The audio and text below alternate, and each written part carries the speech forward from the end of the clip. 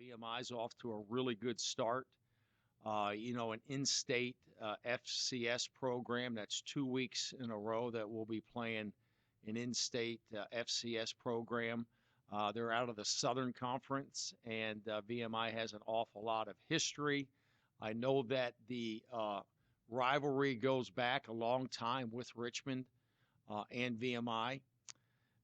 They have an awful lot of alumni here in the Richmond area and a lot of support here in this area.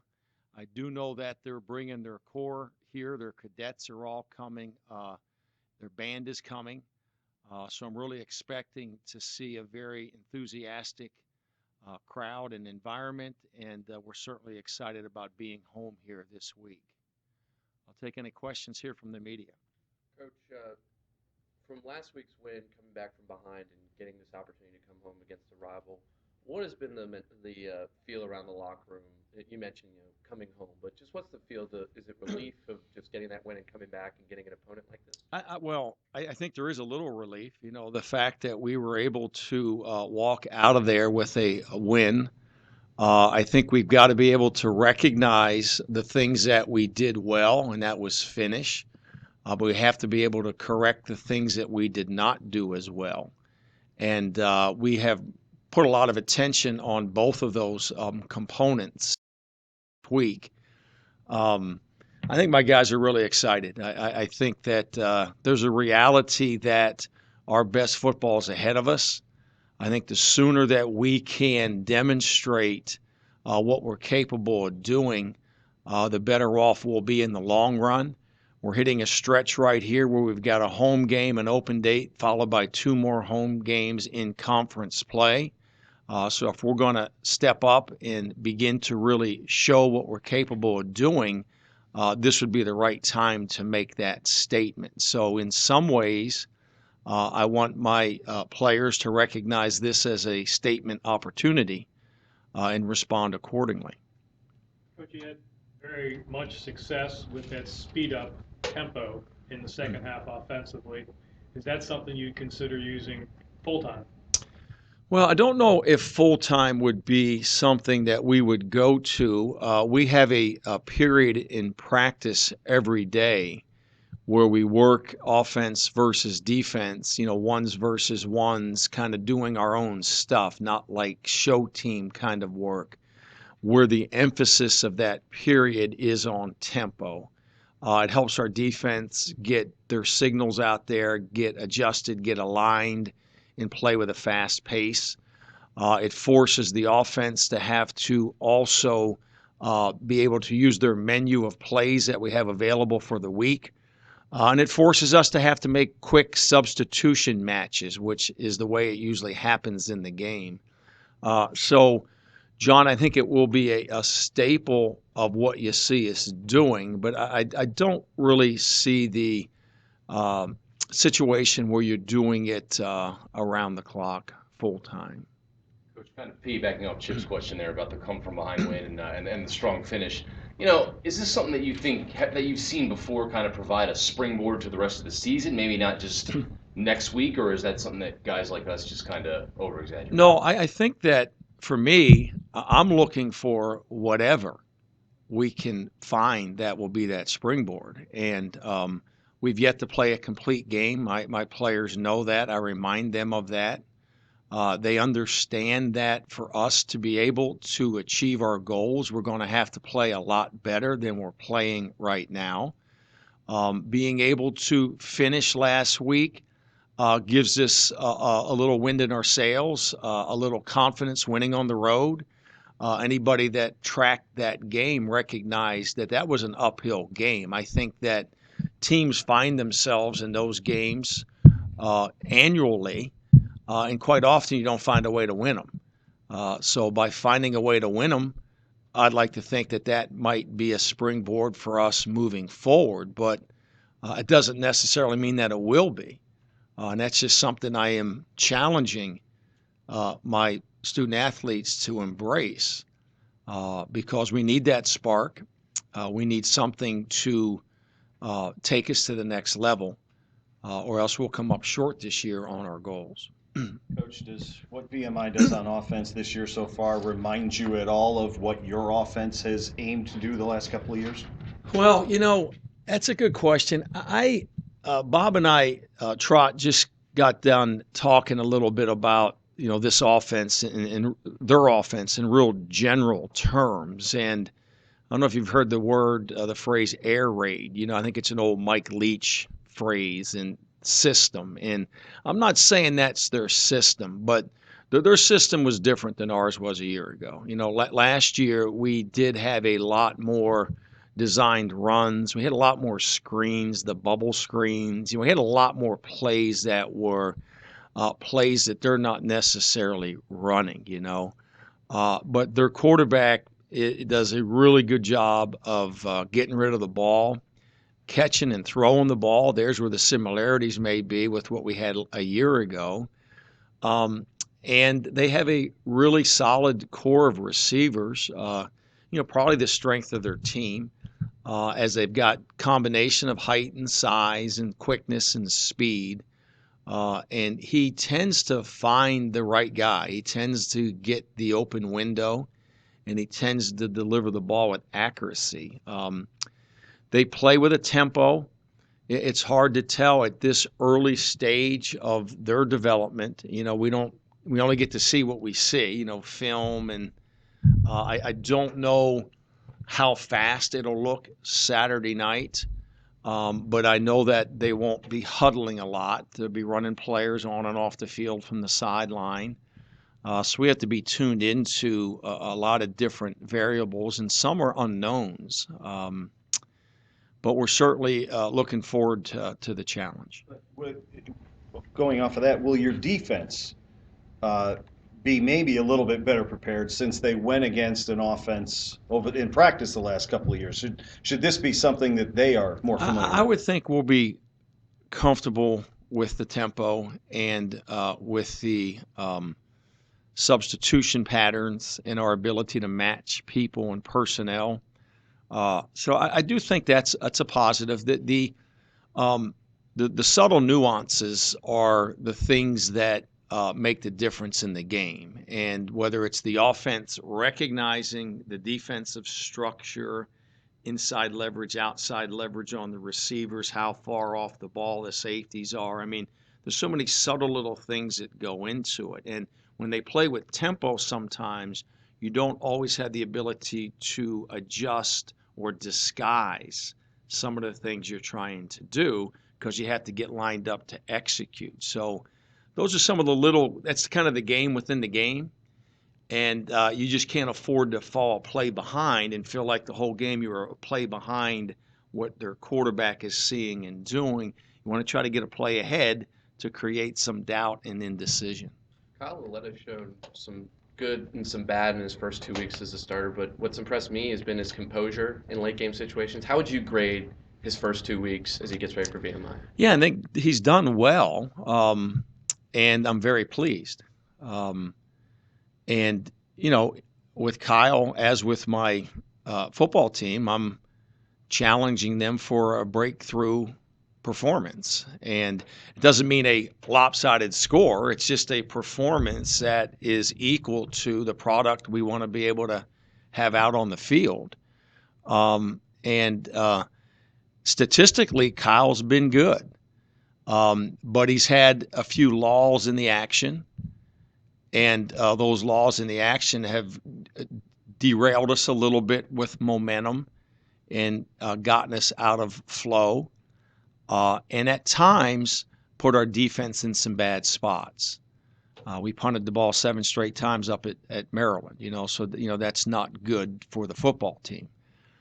So I'm pleased he's getting better, and like I have been saying nonstop, he takes total ownership of his performance. And post game last week, he simply came to me and thanked me for believing in him. And those are the elements of development and growth. And as he continues to develop and grow, he probably won't be thanking me as much for the opportunity, but his performance may be a little more consistent.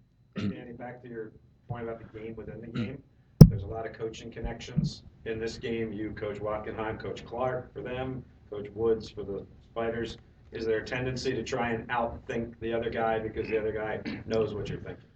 Well, I think it is a really unique dynamic. I'm very happy for Coach Walk and this opportunity. He'll do a great job there at VMI. He's got a really good understanding of the academies, having played and graduated from the Air Force Academy.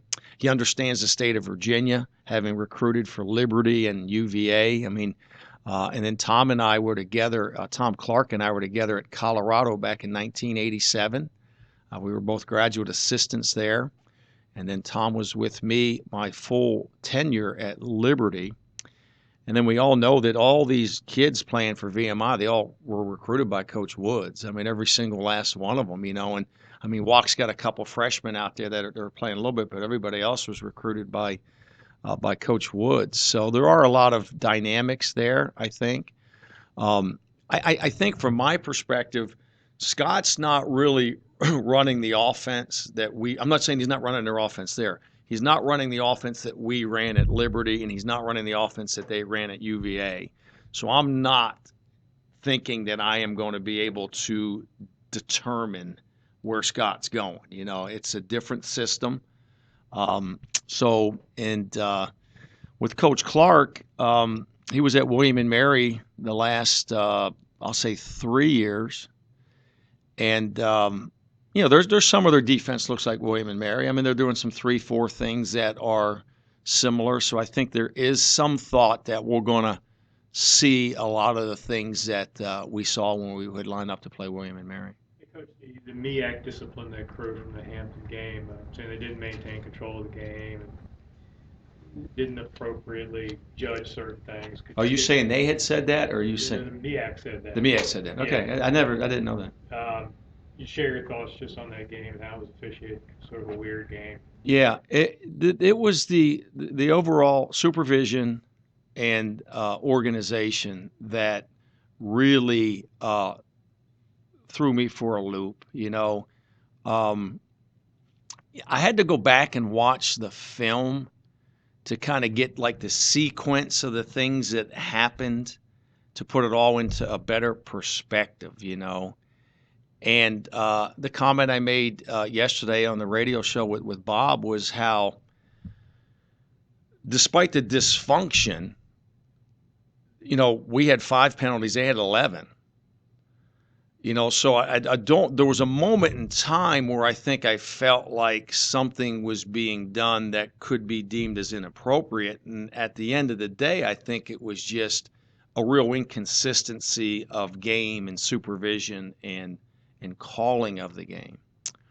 And as I mentioned yesterday, I'll say it again here, Coach Maynard, I got great respect for Coach and what he has done, what he is doing, and what he'll continue to do at Hampton. He had nothing to do with the chain crew. He had nothing to do with the officials and the organization of all that.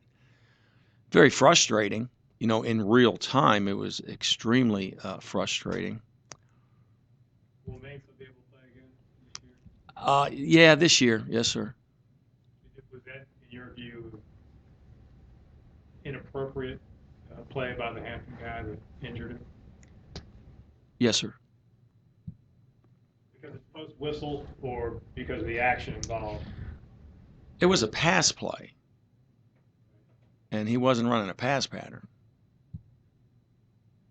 And in real time, you know, he was engaging, and then an inadvertent whistle was blown to stop the action, but no flag incurred, you know. So yeah, it was weird. I had to go back to watch it, like I said, to get the timeline and the sequence of events, and then the chain gang, you know. So it all kind of came together there in, you know, 1 or 2, 3 play moment where they really malfunctioned, and it created so much uncertainty for both teams and both coaches, you know, as to what was going on out there. And onward. Hey, if I could sneak in one more about Thomas Evans, just in his strength and the, I don't know if you had a FCS player that Yeah, he's back there. Thomas is back. I gotta be With careful. those with sort that. of obviously words it careful. translates. He's pretty good line. Yeah, he's he's so committed to really, to be honest with you, to everything that we want our players to be committed to here. He is a solid student. He is a hard worker. He's a prideful human being, and he is tough. And he works and competes at everything he does. I don't know if Thomas has ever been in the locker room at halftime where he's not getting an IV. All right, so I mean, I'm always going through, the locker room, talking to the kids, offense, defense, special teams, and where's Tom? Where's Tom? He's in the other room getting an IV. Okay, how you doing, Tom? I'm good, coach. Okay, good. Um, and his numbers in the weight room are, extraordinary. So there's things that he has to work on, to be the best player that he can be. But he's got it. He's got all those things that you're looking for at the highest level, for a competitor and an athlete. Coach, we discussed some of the issues that you've noticed with the team. How much of that can get fixed with a home game on Saturday in prime time, 6 o'clock? Because it has to help in some way when you're home and you have your fans behind you. Yeah, I text Kyle Laletta Saturday night. We all got back from Hampton relatively early, with that noon kickoff, and I text him and I just said I was proud of him and can't wait to be home this weekend. And he got back to me pretty quick and said, I'm just so excited about being at home in front of our home fans and feeding off their energy and enthusiasm. And I do think that we should settle into who we're going to be. And hopefully that is a good football team. Thanks, Coach. Thank you very much. Thanks, Coach. Thank you, Appreciate it. Coach. Thanks, yeah. Good luck this weekend. Thank you. Yeah. Thomas, was that okay? What I said?